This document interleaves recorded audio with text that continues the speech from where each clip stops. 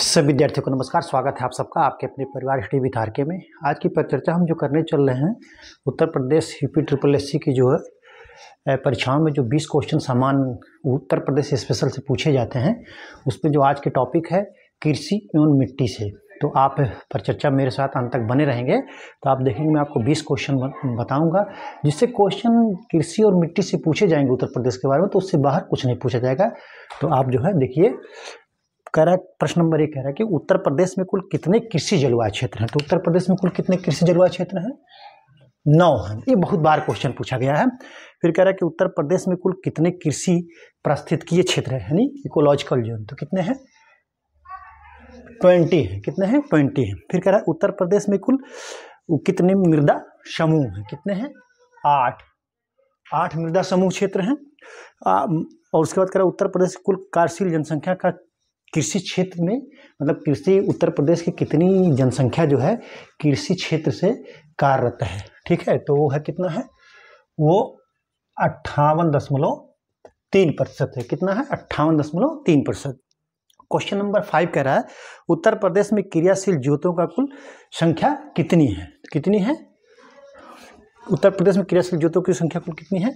तो वो है 23.82 मिलियन। कितना है? 23.82 मिलियन। फिर क्वेश्चन नंबर 6 कह रहा है उत्तर प्रदेश में कृषि जोत का औसत आकार क्या है? ये बहुत बार क्वेश्चन पूछा गया है। तो वो जो औसत आकार जोत का है वो कितना? 0.73 हेक्टेयर प्रति व्यक्ति। ठीक है। फिर कह रहा है कि क्वेश्चन नंबर 7 पुरानी जलोढ़ मृदा को क्या कहते हैं? तो जलोढ़ मृदा जो है, जो कि हमारे प्रदेश का गंगा यमुना का जो मैदान है वो जलोढ़ मृदाओं से बना हुआ है।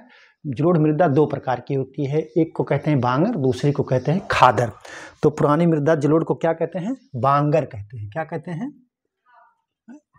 बांगर। ठीक है, आप इसको नोट कर लीजिए। 7 क्वेश्चन।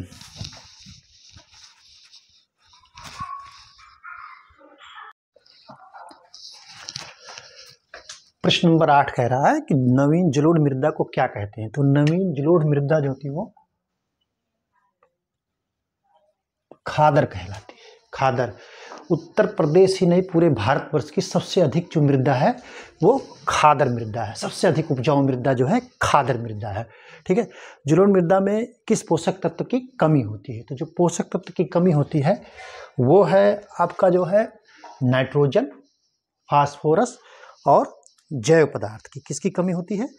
नाइट्रोजन, फास्फोरस और जैव पदार्थ की कमी।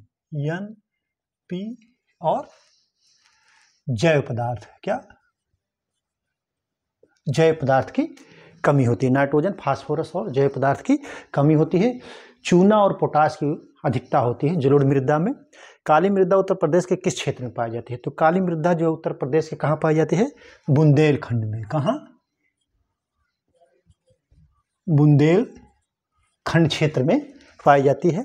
कह रहा है क्वेश्चन नंबर 11 रेगुर, क्रेल व कपास मृदा को के नाम किस अन्य नाम से जाना जाता है? इस तरह से क्वेश्चन बन जाएगा कि रेगुर, क्रेल व कपास मृदा को अन्य किस नाम से, या काली मृदा को अन्य किस नाम से जाना जाता है? तो रेगुर, क्रेल व कपास मृदा इसको नाम से जाना जाता है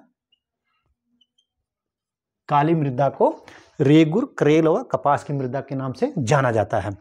क्वेश्चन नंबर 12 कह रहा है 12 लाल मृदा, परवा या पड़वा, मार या माड़, राकर या राकड़ व भोंटा मृदा किस क्षेत्र में पाई जाती है? तो कहाँ पाई जाती है? वो बुंदेलखंड क्षेत्र में। कहाँ? बुंदेलखंड क्षेत्र में पाई जाती है। क्वेश्चन नंबर 13 कह रहा है उत्तर प्रदेश में सबसे अधिक शुष्क खेती किस क्षेत्र में होती है? तो शुष्क खेती जो होती है वो भी बुंदेलखंड में ही सबसे अधिक होती है। बुंदेलखंड में सबसे अधिक होती है। अगला क्वेश्चन 14 कह रहा है उत्तर प्रदेश में सबसे अधिक मृदा अपरदन किसके द्वारा होता है? तो सबसे अधिक मृदा अपरदन जो होता है वो जल द्वारा होता है। आपके तराई क्षेत्र में जो है सबसे अधिक मृदा अपरदन जो है जल द्वारा होता है। जलोढ़ मृदा उत्तर प्रदेश के गंगा का जो मैदानी क्षेत्र है वो जो जलोढ़ से उसका निर्माण हुआ है। जलोढ़ मृदा 2 प्रकार की होती है, बांगर मृदा और खादर मृदा। बांगर मृदा जो पुरानी जलोढ़ मृदा है उसको बांगर मृदा कहते हैं, और जो नवीन मृदा है उसको खादर मृदा कहते हैं। नदियों के जो किनारे की मृदा होती है उसको जो है खादर मृदा कहते हैं। वो जलों द्वारा, जो नदियों की बाढ़ द्वारा जो पानी द्वारा बहा करके लाया हुआ गाद जो जमता है उसी से इसका निर्माण होता है। ठीक है, आप इसको नोट कर लीजिए, शॉर्ट स्क्रीन भी ले लीजिएगा।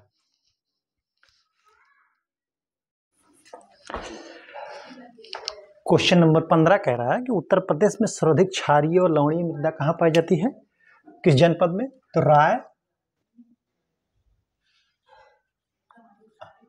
रायबरेली जनपद में क्षारीय और लवणीय मृदा पाई जाती है सबसे अधिक। उत्तर प्रदेश में सर्वाधिक बंजर भूमि वाला जनपद कौन सा है? तो कौन सा है? झांसी। कौन सा जनपद है? झांसी जनपद है। फिर कह रहा है क्वेश्चन नंबर 17, भाट मृदा स्थानीय भाषा में किस जनपद की मृदा को स्थानीय भाषा में भाट कहते हैं? तो वो जनपद है कुशीनगर। कुशीनगर में भाट मृदा स्थानीय भाषा में मृदा को भाट कह जाते हैं, वो कुशीनगर जनपद में। वायु प्रदूषण सर्वाधिक पाया जाता है, कहाँ पाया जाता है? वो पाया जाता है आगरा और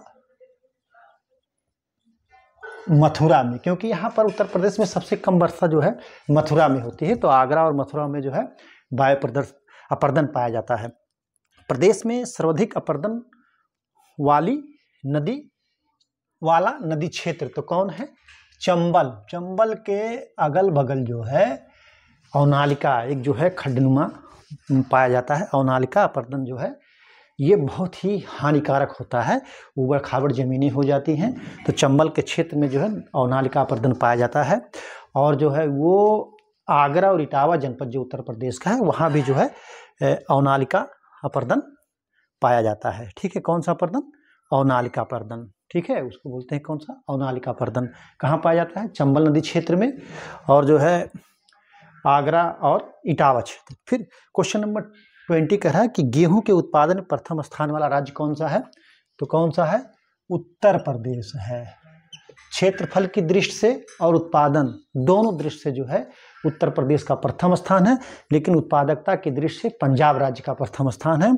और उत्तर प्रदेश में गेहूं का जो सभी खाद्यान्न फसलें हैं उसमें सबसे अधिक क्षेत्र में उगाए जाने वाली फसल कौन सी है? गेहूं की फसल है। ठीक है, तो ये 20 क्वेश्चन हमने आपको जो है कृषि और मृदा से आपको बताया है। इसको आप रख लीजिएगा, पढ़ लीजिएगा। पूरी की पूरी संभावना है कि पेपर में पूछे जा सकते हैं। तो आप पर चर्चा में बने रहने के लिए बहुत बहुत धन्यवाद। Thank you so much.